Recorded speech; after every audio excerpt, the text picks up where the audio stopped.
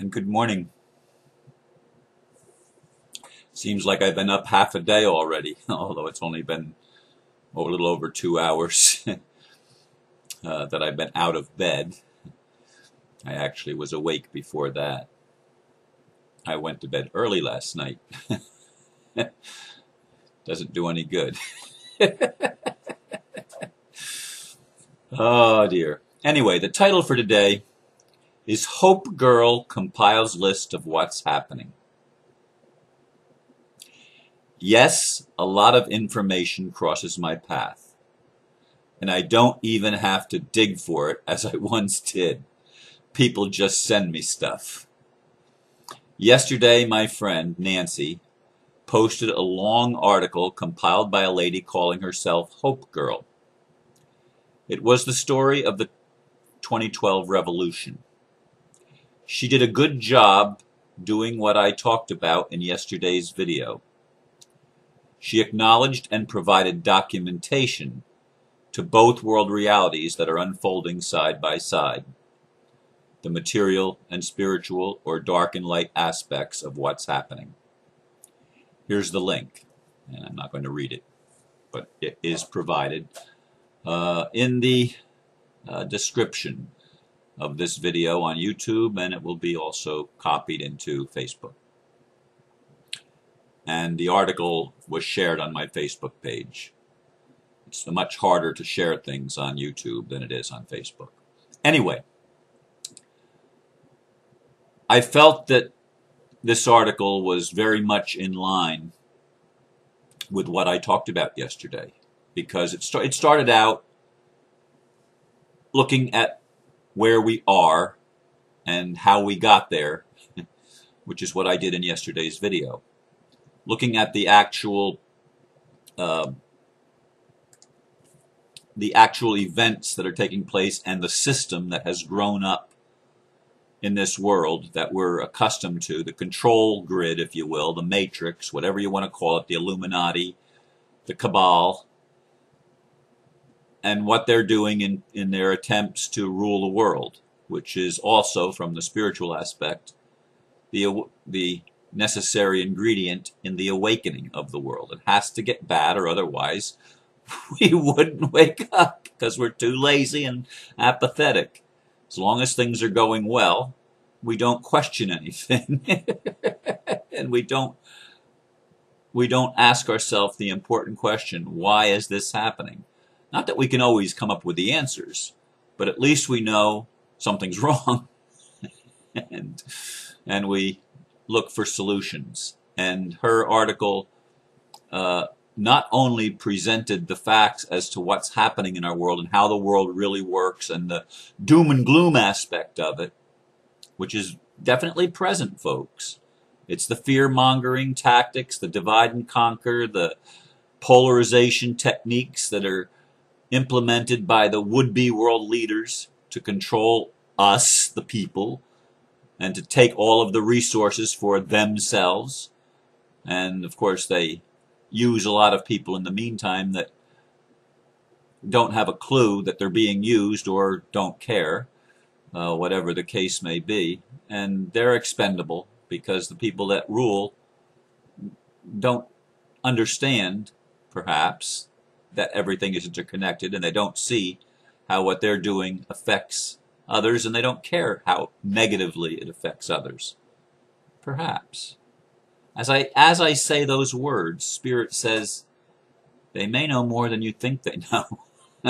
and do I know that? No, I don't know that. As the Spirit said, you may know more than you think you know. Or they may know more than you think they know. They may understand why they're doing it. It's hard to believe that they would still be doing it. If they did understand why they were doing it, they would just, all right, we accomplished what we were after. We helped the world wake up. And so we're going to admit it and tell the truth and reconcile the whole thing. Wouldn't it be beautiful if that happened? Wouldn't it be absolutely beautiful if the highest up elements of the Illuminati, the people that have created this whole matrix system, wouldn't it be wonderful if they just said to their minions, okay, checkmate, game's over, we accomplished what we wanted. It wasn't what you thought. You thought it was all about gaining all the wealth and all the resources. But really what it was about awakening humanity. We were on a divine mission, and you were working for the light all the time you thought you were working for the dark. Or just being greedy and power hungry. Who knows? Who knows? We live in interesting times. And Hope Girl compiled that amazing list with all sorts of links to substantiate the things that she was talking about. And yes, I read the whole thing. No, I didn't open all the links. Many of them are links that I've already explored at other times. So most of the information wasn't really new to me. I was impressed with the Keshe Foundation, or Keshe, in Belgium. And I know there's other visionary foundations and visionary groups, including right here in Florida. I forget the guy's name, that old guy that is creating this community, a prototype of tomorrow that leaves out the spiritual aspect. It's just totally materialistic, but yet visionary. And there's a lot of them. There's a lot of scientists and a lot of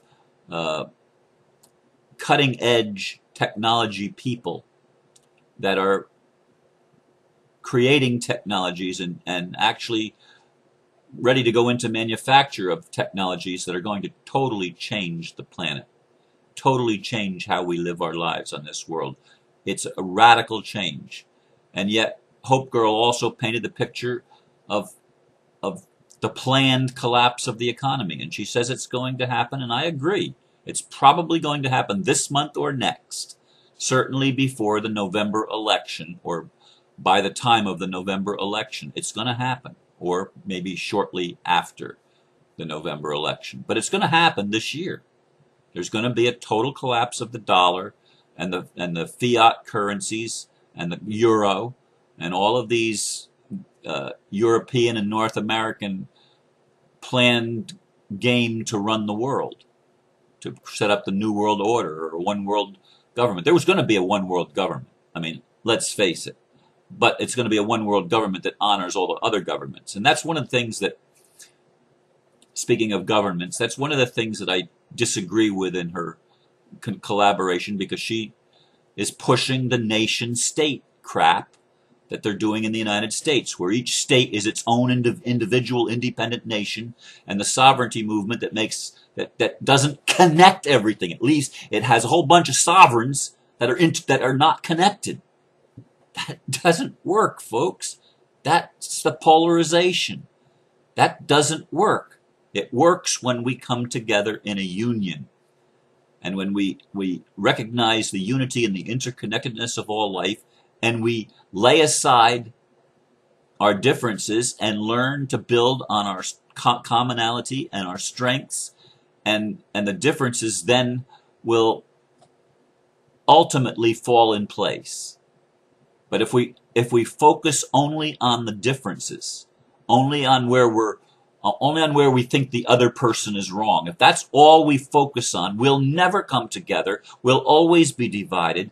We'll never accomplish the mission which we're here to accomplish, which is creating peace on earth, which is creating a system that works for everyone, a win-win that works for all the people in all parts of the world, in all religions, in all nationalities, in both genders, and it connects us with the intergalactic community so that we can work together side by side, as the elite has worked with the ETs that were the Greys, especially, that were feeding them dark technologies and using it for the military-industrial complex.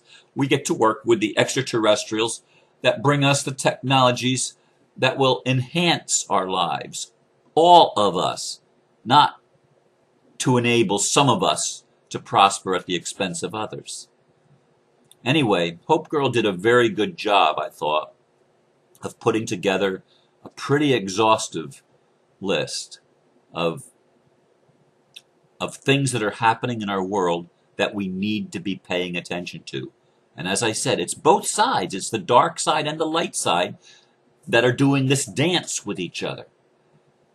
We see it as a duel, but it's a dance. It really is, from the highest perspective, it really is ultimately for the good.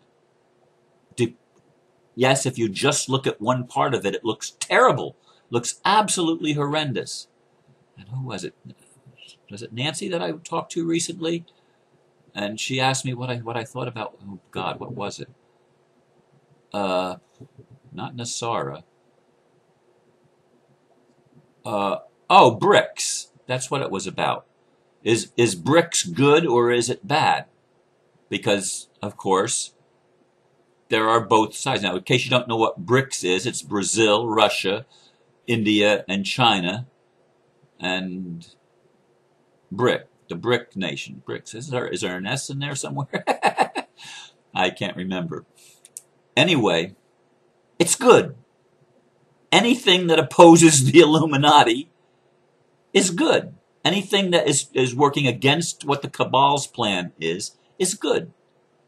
Now, of course, if you're part of the Illuminati, if you want to maintain the status quo, and you're looking at it, well, it's terrible what they're doing. They're creating alternative currencies, or a basket of world currencies that will replace the dollar and the euro and bust the New World Order plans for the North American and Europeans, the Rothschilds and the Rockefellers, to take control of the entire planet, and the Bushes and all of the minions that go along and play this crazy game that's been going on for especially the last decade and a half, but it's really been longer than that. It's been all of my lifetime. And that's all, since the Second World War. Anyway, there are good things, and I want you to get that. If you don't get that, and then I'm wasting my breath. I want you to get that all of these things that are happening, even the things that appear negative, even the things that look like collapse and calamity, are actually working for good.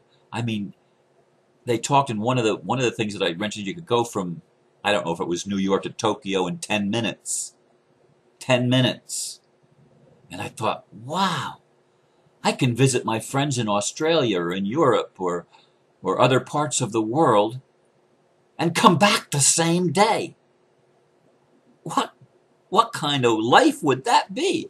I mean, wow. And they could come and visit me, and I could actually have people come to my meetings on Wednesday nights that live in other parts of the world. They just take that transportation. I don't know where they'd park, whatever it is they have to park their vehicles, but they would just come and they'd be able to go back the same evening. 10 minutes to travel from one side of the world to the other. I mean, I can't do that here in the county that I live in. These are the kind of visions that I want you to get. I want you to get into the possibility thinking. And that's what I think Hope Girl's whole purpose was. It wasn't to paint an ominous picture of collapse. It was to paint a beautiful picture of what the possibilities are, of where we're headed.